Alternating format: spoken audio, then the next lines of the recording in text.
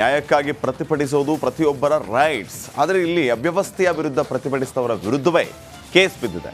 ಪ್ರಕರಣ ದಾಖಲಾಗ್ತಾ ಇದ್ದಂತೆ ಯುವಕರು ಊರು ಖಾಲಿ ಮಾಡಿಕೊಂಡು ಹೋಗಿದ್ದಾರೆ.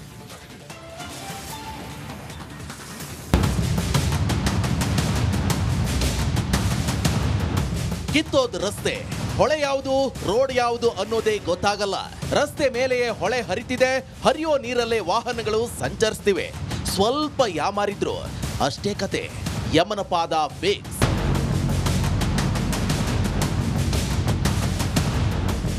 ಕೊಪ್ಪಳ ತಾಲೂಕಿನ ಕವಲೂರು ಗ್ರಾಮದ ಕಿತ್ತೋದ ರಸ್ತೆ ಇದು. ಇಂತಹ ಡೇಂಜರ್ ರೋಡ್ನಲ್ಲಿ ಸಂಚರಿಸಿ ಗ್ರಾಮಸ್ಥರು ರೋಸಿ ಹೋಗಿದ್ರು. ದಯವಿಟ್ಟು ಈ ರಸ್ತೆಗಳನ್ನ ರಿಪೇರಿ ಮಾಡಿ ಸ್ವಾಮಿ ಅಂತ ಪ್ರತಿಭಟಿಸಿದ್ರು. ಕವಲೂರು ಗ್ರಾಮದ ಮಹಿಳೆಯರು ಅಕ್ಟೋಬರ್ 1ನೇ ತಾರೀಕು ಬೀದಿಗಿಳಿದು ಪ್ರೊಟೆಸ್ಟ್ ಮಾಡಿದ್ರು. ನ್ಯಾಯ ಕೇಳಿದವರ ಮೇಲೆಯೇ ಪೊಲೀಸರು ಕೇಸ್ ಜಡಿದಿದ್ದಾರೆ. ದೌರ್ಜನ್ಯ ಮಾಡಿದ ಅಧಿಕಾರಿಗಳಿಗೆ, ಸಾಮಾನ್ಯ ಜನರ ಮೇಲೆ ಕೇಸ್ ದಾಖಲಿಸಿದ ಅಧಿಕಾರಿಗಳ ವಿರುದ್ಧ ಭಾರತೀಯ ಜನತಾ ಪಕ್ಷದ ಹೋರಾಟಕ್ಕೆ. ನಿಜ, ರಸ್ತೆ ಸರಿಪಡಿಸಲು ಪ್ರತಿಭಟನೆ ನಡೆಸಿರುವಂತಹ ಯುವಕರ ಮೇಲೆ ಅಧಿಕಾರಿಗಳು ಕೇಸ್ ದಾಖಲಿಸಿದ್ದಾರೆ. 14 ಜನ ಯುವಕರ ಮೇಲೆ ಕೊಪ್ಪಳ ತಹಶೀಲ್ದಾರ್ ವಿಠಲ್ ಚೌಗಲ ಅಳವಂಡಿ ಪೊಲೀಸ್ ಠಾಣೆಯಲ್ಲಿ ಎಫ್ಐಆರ್ ದಾಖಲಿಸಿದ್ದಾರೆ. ಕೂಡಲೇ ಅಧಿಕಾರಿಗಳು ಪ್ರಕರಣ ವಾಪಸ್ ಪಡೆಯಬೇಕು ಅಂತ ಪಟ್ಟು ಹಿಡಿದಿದ್ದಾರೆ. ಈಗ ಕೌಲೂರವರು ಅಂತಂತಂದರೆ ಹೆಂಗಾಗಿಬಿಟ್ಟಿದೆ ಅಂತಂದರೆ, ಶಾಸಕರಿಗೆ ಕೌಲೂರು ಅಂದರೆ ಈ ಕಡೆ ಅಲಕ್ಷ್ಯ. ಆಮೇಲೆ ಕೌಲೂರಿಗೆ ಬರ್ಬೇಕಂತ ಯಾರಾದರೂ ಇದ್ರು ಕೂಡ ಈ ಊರಿಗೆ ಎದಕ್ಕೆ ಬರ್ಬೇಕಪ್ಪ, ನಿಮ್ಮ ಊರಿಗೆ ರಸ್ತೆನೇ ಸರಿಗಿಲ್ಲ, ನಿಮ್ಮ ಊರಿಗೆ ಬಂದು ಏನು ಮಾಡಬೇಕು ಅನ್ನೋಂಥ ಪರಿಸ್ಥಿತಿನ ಐತಿ. ಆಮೇಲೆ ಶಾಲೆ ಮಕ್ಕಳು ಬನ್ನಿಕೊಪ್ಪಕ್ಕೆ ಹೋಗ್ತಾರೆ, ಮುಂಡ್ರಿಗೆ ಹೋಗ್ತಾರೆ, ಅಳವಂಡಿಗೆ ಹೋಗ್ತಾರೆ ಶಾಲೆಗೆ.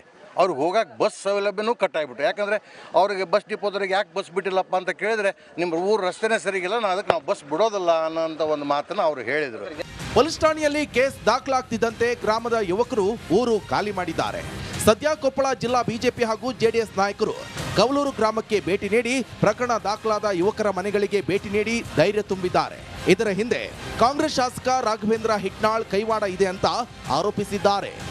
ಒಂದು ವಾರ ಮುಂಚಿತವಾಗಿಯೇ ಅವರಿಗೆ ಸಂಬಂಧಪಟ್ಟವರಿಗೆ ಮಾಹಿತಿ ಕೊಟ್ಟು ಸ್ಟ್ರೈಕ್ ಮಾಡಿದ್ದಾರೆ. ಅದು ವಿಶೇಷವಾಗಿ ಇಲ್ಲಿ ಗ್ರಾಮದಲ್ಲಿರ್ತಕ್ಕಂಥ ಎಲ್ಲ ಬರೀ ಮಹಿಳೆಯರು ಸೇರ್ಕೊಂಡು ಮಾಡಿದ್ದಾರೆ.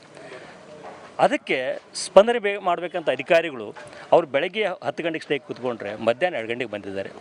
ಅವರು ಸಹನೆ ಕಟ್ಟೆ ಹೊಡೆದಿದೆ. ಬಂದಾಗ ಕೆಲವು ಯುವಕರು ಏನೋ ಒಂದು ಮಾತನಾಡಿದ್ರು, ಅದೇ ದೊಡ್ಡ ವಿಚಾರ ಇಲ್ಲ.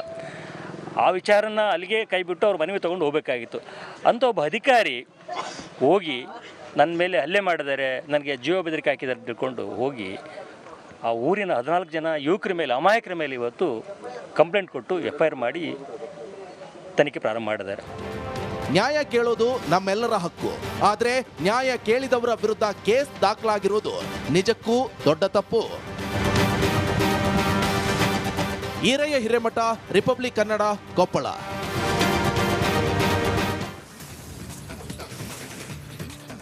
ಮಂಡ್ಯ ಜನರಿಗೆ ಈಗಾಗಲೇ ನಾಗಮಂಗಲ ಗಲಭೆ ಕೇಸ್ ಬಹಳಷ್ಟು ಭಯವನ್ನ ಹುಟ್ಟಿಸಿದೆ.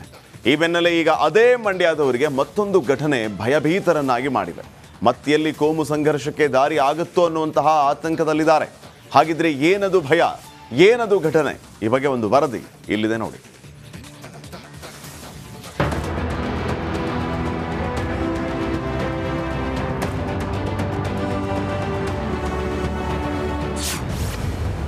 ಅಕ್ರಮವಾಗಿ ಶೆಡ್ನಲ್ಲಿ ಗುಂಪುಗೂಡಿ ನಮಾಜ್. ಗ್ರಾಮಸ್ಥರಲ್ಲಿ ಆತಂಕ, ಪೊಲೀಸರಿಗೆ ದೂರು. ಮಂಡ್ಯದಲ್ಲಿ ಶೆಡ್ ನಿರ್ಮಾಣ ಮಾಡಿ ಅಕ್ರಮವಾಗಿ ಗುಂಪುಗೂಡಿ ನಮಾಜ್ ಮಾಡಲಾಗ್ತಿದೆ. ಮದ್ದೂರು ತಾಲೂಕಿನ KM ದೊಡ್ಡಿ ಬಳಿ ಗ್ರಾಮಸ್ಥರಷ್ಟೇ ಅಲ್ಲದೆ ಅಕ್ಕಪಕ್ಕದ ಜಿಲ್ಲೆ ಜೊತೆಗೆ ಹೊರ ರಾಜ್ಯಗಳಿಂದಲೂ ಜನರು ಈ ಶೆಡ್ಗೆ ಬಂದು ನಮಾಜ್ ಮಾಡ್ತಿದ್ದಾರಂತೆ.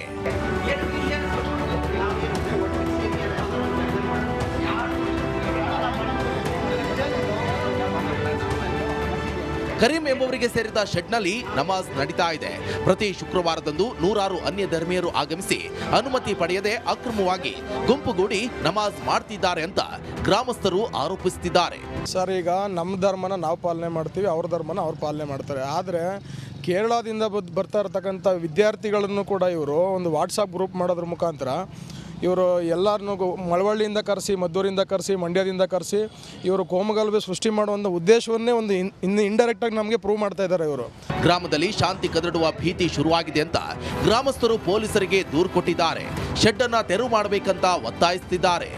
ಕರೀಮ್ ಅನ್ನೋ ವ್ಯಕ್ತಿ ತುಂಬ ಅನಧಿಕೃತವಾಗಿ ಅವರು ಅಲ್ಲದೆ ಸಹ KM ದೊಡ್ಡಿ ಭಾಗದಲ್ಲಿ ಯಾರೂ ಸಹ ಅತಿ ಹೆಚ್ಚಿನ ಸಂಖ್ಯೆಯಲ್ಲಿ ಮುಸ್ಲಿಮರನ್ನೆಲ್ಲ ಬೇರೆ ಕಡೆಯಿಂದ ಹೊರಗಡೆ ಕರ್ಕೊಂಡ್ಬಂದು ಇಲ್ಲಿ ಅಶಾಂತಿ ಸೃಷ್ಟಿಸಕ್ಕೆ ಮತ್ತು ಕೋಮುಗಲ ಸೃಷ್ಟಿಸಕ್ಕೆ ಇವನು ಪ್ಲಾನ್ ಮಾಡ್ತಾ ಇದ್ದಾನೆ. ಇದಕ್ಕೋಸ್ಕರ ಇವನ ವಿರುದ್ಧ ಕಾನೂನು ರೀತಿ ಕ್ರಮ ಕೈಗೊಂಡು ದಯಮಾಡಿ ಸರ್ಕಾರ ಹಾಗೂ ಜಿಲ್ಲಾಡಳಿತ ಇದಕ್ಕೆ ನಮಗೆ ಪರಿಹಾರ ಒದಗಿಸಬೇಕು. ಈ ಸಮಸ್ಯೆ ಇಲ್ಲಿಗೆ ಬಗೆಹರಿಸಬೇಕು. ಮಸೀದಿಗಳಲ್ಲಿ ನಮಾಜ್ ಮಾಡುವುದು ಕಾಮನ್, ಆದ್ರೆ ಅಕ್ರಮವಾಗಿ ಶೆಡ್ ನಿರ್ಮಿಸಿ ನಮಾಜ್ ಮಾಡ್ತಿರೋದು ಆತಂಕವನ್ನ ಸೃಷ್ಟಿಸಿರುವುದಂತೂ ಸುಳ್ಳಲ್ಲ. ಆನಂದ್, ರಿಪಬ್ಲಿಕ್ ಕನ್ನಡ, ಮಂಡ್ಯ.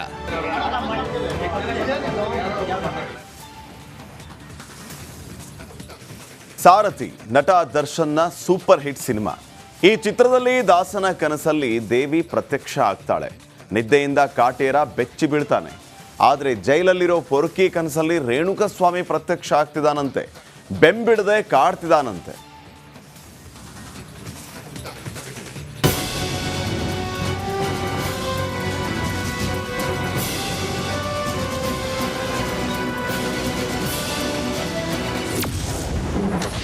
ಬಳ್ಳಾರಿ ಜೈಲಲ್ಲಿ ದಾಸನಿಗೆ ದುಸ್ವಪ್ನ. ನಿದ್ದೆಯಲ್ಲೂ ರೇಣುಕಸ್ವಾಮಿ ದರ್ಶನ. ರೇಣುಕಸ್ವಾಮಿ ಕೊಲೆ ಕೇಸಲ್ಲಿ ಜೈಲು ಪಾಲಾಗಿರುವ ದಾಸ ಬಳ್ಳಾರಿ ಜೈಲಲ್ಲಿ ವಿಲವಿಲ ಅಂತ ಒದ್ದಾಡ್ತಾ ಇದ್ದಾರೆ. ಮಧ್ಯರಾತ್ರಿ ನಿದ್ದೆಯಿಂದ ಸಡನ್ ಆಗಿ ಎದ್ದು ಬೆಚ್ಚಿ ಬೀಳುತ್ತಿದ್ದಾರಂತೆ.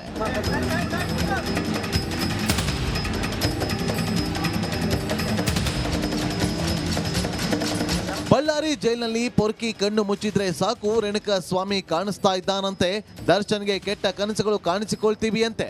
ಪದೇ ಪದೇ ಪಟ್ಟಣಗೆರೆ ಶೆಡ್ನಲ್ಲಿ ನಡೆದ ರೇಣುಕಸ್ವಾಮಿ ಕೊಲೆ ರಣಭೀಕರ ದೃಶ್ಯಗಳು ನೆನಪಾಗ್ತಾ ಇದೆಯಂತೆ.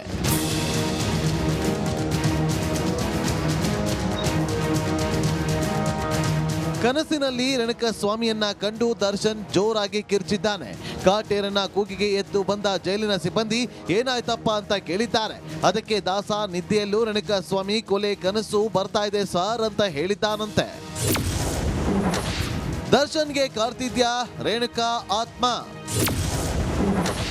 ಕುಂಕುಮ ತಾಯ್ತವೇ ತಾರಕಗೆ ಶ್ರೀರಕ್ಷೆ. ಜೈಲಿಗೆ ಭೇಟಿ ನೀಡಿದಾಗ ಪತ್ನಿ ವಿಜಯಲಕ್ಷ್ಮಿಗೆ ದರ್ಶನ್ ರೇಣುಕಸ್ವಾಮಿ ಕಾಟದ ಬಗ್ಗೆ ಹೇಳಿಕೊಂಡಿದ್ದಾರಂತೆ.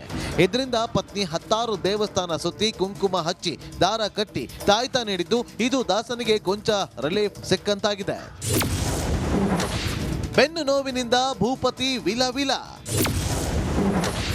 ಡಾಕ್ಟರ್ ಇಂದ ದರ್ಶನ್ಗೆ ಹೆಲ್ತ್ ಚೆಕಪ್. ಎದ್ದ ರೇಣುಕಸ್ವಾಮಿ ಕಾಟ, ಮತ್ತೊಂದು ಕಡೆ ಬೆನ್ನಿನ ಬಾವು ಹೆಚ್ಚಾಗಿತ್ತು. ಇವತ್ತು ಜೈಲಿನ ವೈದ್ಯ ಡಾಕ್ಟರ್ ರಾಜಶೇಖರ್ ಜಗ್ಗುಗೆ ನೋವು ನಿವಾರಕ ಟ್ಯಾಬ್ಲೆಟ್ ಕೊಟ್ಟಿದ್ದಾರಂತೆ. ಆದ್ರೆ ಸ್ಕ್ಯಾನಿಂಗ್ಗೆ ದರ್ಶನ್ ಒಲ್ಲೆ ಅಂದಿದ್ದಾರಂತೆ.